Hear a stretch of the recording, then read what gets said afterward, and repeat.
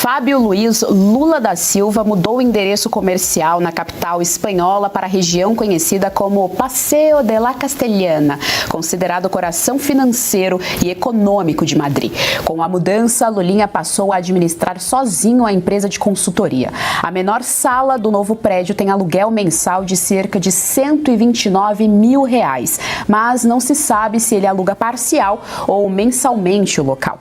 Vale destacar que na última semana, o vice-presidente do PT e prefeito de Maricá, Washington Quaquá, afirmou que Lulinha mora em condições precárias e espartanas na Espanha. Berenice Leite, eu quero ir lá, eu quero ser exilada, porque veja bem, uma sala de R$129 mil é o aluguel, no mínimo ali, a menor sala, enfim, é o preço mais em conta, R$129 mil, de acordo com o Quaquá, são condições espartanas, as condições do Lulinha. Que o vice-presidente do PT, ele não tem aí a noção do que seria o significado espartano, né? Não tem nada a ver com isso. E se ele talvez quis fazer uma referência de que Lulinha estaria vivendo em condições de um cidadão de classe média, por exemplo, ele também erra ao trazer essa classificação de espartano. Até porque a gente pegando aí pelo CNPJ que Lulinha abriu depois de ter ido para a Espanha, muitos falam inclusive que ele fugiu porque ele decidiu sair aqui do Brasil justamente quando a Polícia Federal deflagrou a primeira fase da Operação Sem Desconto, que mira investigar os envolvidos no roubo dos aposentados e pensionistas. Ele abriu essa empresa com um capital social de 3 mil euros, algo em torno aí, trazendo em reais, 18 mil reais. Esse seria o capital social. E o CNPJ, é curioso também dizer, foi aberto em nome de vários advogados. Só agora, no mês de abril de 2026, é que a empresa, o CNPJ, foi transferido majoritariamente para o nome do filho do presidente Lula, junto com a transferência também do endereço para um dos locais que, como você bem trouxe, é classificado como um dos metros quadrados mais caros de Madrid. Então veja, pelo capital social de 18 mil reais, vamos trazer em reais para facilitar aqui para a nossa audiência, como seria, como é que ele está conseguindo pagar um aluguel que no mínimo custaria aí seus 120 e poucos mil reais, Então ele explica, inclusive, o próprio CNPJ dá conta de que ele presta serviços de consultoria na área da informática, da tecnologia, mas essa investigação toda que corre dentro do roubo do INSS e os outros inquéritos abertos especificamente para apurar aí um suposto tráfico de influência do filho do presidente Lula nos ministérios que estão vigentes aqui do governo atual, já temos informações inclusive de que seria uma empreiteira ou empreiteiras que estariam bancando a vida do filho do presidente Lula lá na Espanha. Motivo mais do que necessário, aliás, motivos é o que não faltam para que o Lulinha esteja aqui no Brasil e que seja ouvido pelas autoridades.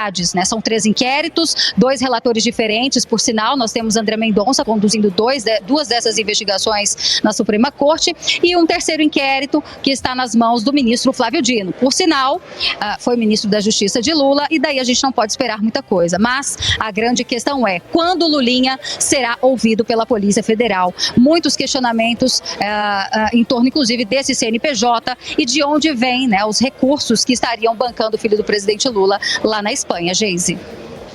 Doutora Kátia Magalhães, quero ouvi-la. Tá aí, então, aluguel mensal de, no mínimo, R$129 mil nessa sala comercial lá na Espanha. Ele mora em Madrid, capital ali, cidade grande. A gente sabe que as cidades grandes têm como característica um custo de vida bem alto.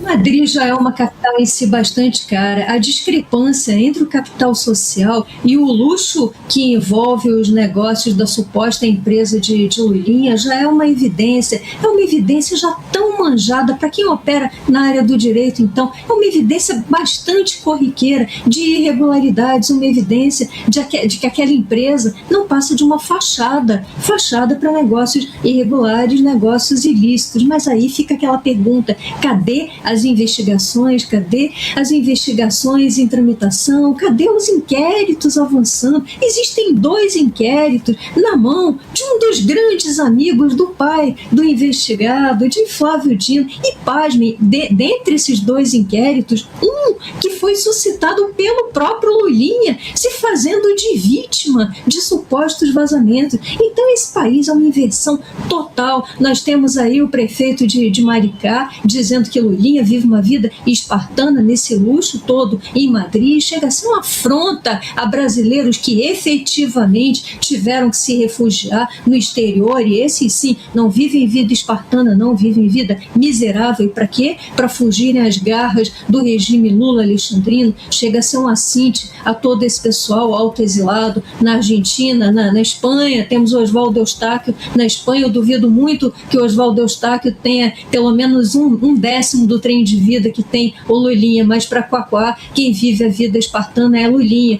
E enquanto o nosso Supremo continuar capitaneado por essas figuras que lá estão, as narrativas da tal vida espartana de Lulinha vão prevalecer, porque afinal falta a força de uma decisão. O direito, ele não vive sem a força. Não à toa, o símbolo da justiça é o que? A deusa cega de olhos vendados e com a espada ao lado. A espada é a garantia da força, é a garantia do cumprimento, é a garantia da efetividade das próprias leis. Mas aqui não há espada, ou melhor, há espada sim, mas apenas para beneficiar os interesses pessoais dos poderosos, jamais para cumprir lei, Constituição. Isso tudo caiu em desuso no Brasil. Enquanto permanecer em desuso, Lulinha vai ficar lá, paz e amor, curtindo as maravilhas de Madrid, que é uma capital cara, mas é uma capital deliciosa, e curtindo as expensas de empreiteiras, de Roberta Lusinger. E essas pessoas não estão bancando Lulinha só porque sejam best friends forever. Existe, claro, interesse por trás, e o interesse na ponta é em detrimento de todos nós que bancamos essa farra, nós,